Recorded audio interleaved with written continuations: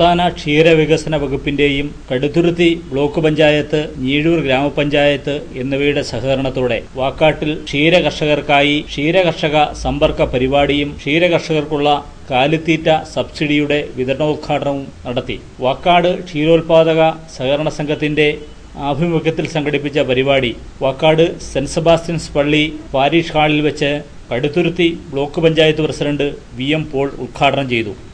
വാക്കാട് ക്ഷീരോത്പാദക സംഘം president Jomon Joseph Mattam ചടങ്ങിൽ അധ്യക്ഷത വഹിച്ചു. 2013-14 വർഷത്തെ ക്ഷീരകർഷകർക്കുള്ള കാലിത്തീറ്റ സബ്സിഡി വിതരണത്തിന്റെ ഉദ്ഘാടനം ഗ്രാമപഞ്ചായത്ത് പ്രസിഡന്റ് ലൂസമ്മ ജെയിംസ് നിർവഹിച്ചു.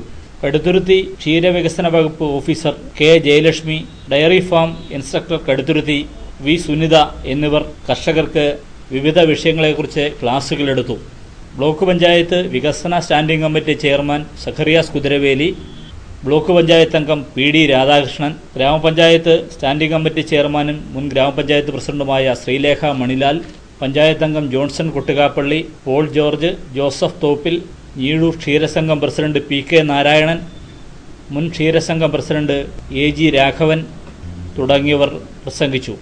കന്നുകുട്ടി പരിപാലനത്തെക്കുറിച്ച് സംഘടിപ്പിച്ച വിവിധ ക്ലാസുകളിലും പരിപാടികളിലും നൂറുകണക്കിന് ക്ഷീരകർഷകരാണ് സംബന്ധിച്ചത്.